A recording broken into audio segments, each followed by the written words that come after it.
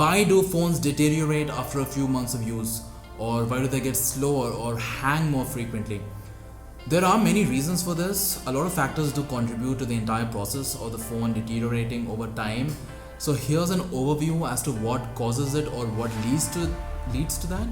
Number one, the operating system or the software running on your device. So when you buy a phone, it runs a specific operating system, right? Like when I bought this LG G5, it ran Android 6 Marshmallow.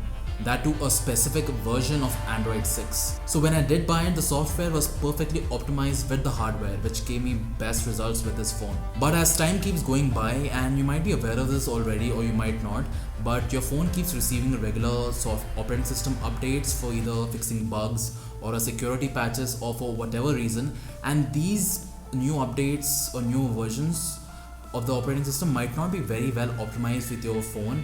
Hence, it might be slowing down your phone a bit. And about less than a year after the release of the LG G5, I got Android 7 Nougat on this device, which made things even slower as the latest software was even less optimized with an older device, as new software comes with more features, graphics, transitions, and all that stuff, and a lot of more stuff, which can really be very draining. In addition to all of this, the company or the manufacturers have their own set of bloatware on these devices. So bloatware are basically pre-installed apps that cannot be deleted. So these eat up a lot of RAM on your device and you have no choice but to keep them unless you buy a stock Android phone like the Google Pixel. Number two, background apps. So out of all the apps which are already present in your phone and the ones that you've installed, several of them keep running in the background even when you're not using that app. And as you keep installing more and more of these apps, they keep using more and more of the RAM on your phone and makes your phone slower. Some very common examples of these would be the Facebook app, Instagram, Twitter, even the Gmail app on your phone. So all these apps keep running in the background to constantly check if there are any updates or notifications. Obviously, we can't avoid some of these, as I would like to know when I receive an email. But if you actually think about it, there are several apps like this on your phone which keep running in the background. And as you keep adding more and more apps like these, your phone keeps getting slower and slower. So what we can actually do in situations like this is either delete the app entirely if you're not using it much, or you can actually turn off automatic sync. But again, all apps do not have the option to turn off automatic sync. Number three, the storage. This probably goes without saying, but as you keep installing more apps, games and media on your phone gets slower, even though your phone has the capacity for more storage. Why?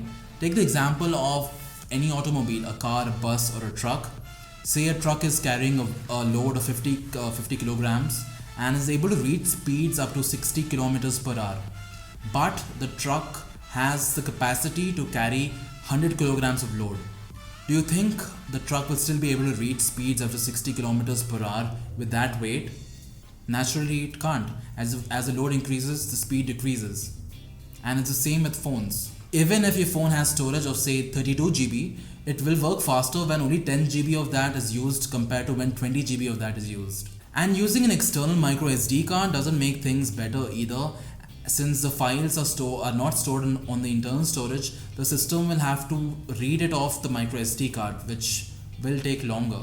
Number four, the rapid change in technology.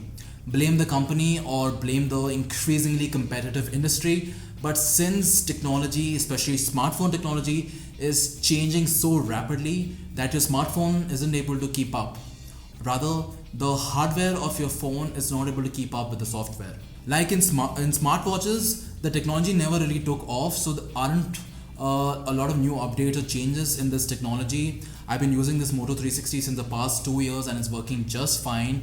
That's because there's hardly any change in technology in smartwatches since they started maybe. So there are a few things that we can do to make things better, to make your smartphone a little faster, to make them last longer, but there is only so much that we can do. See, we use our phones a lot, and we do tend to overuse them. And if you, on top of that, if you do a lot of gaming, take a lot of pictures, take a lot of videos and watch movies and do a lot of all of that stuff on your phones, obviously it's going to take a toll on your device. And if you're an ardent tech lover like me, things are just going to be worse for you. So that was my overview on why phones deteriorate over time. If you learned something new from this video, give this video a thumbs up. If you don't agree with what I said, by all means give it a thumbs down, but do comment below and let us know your insights and share it with me and all the viewers. Also subscribe to Symple Reviews for more tech videos. So that was it. I'll see you guys next time.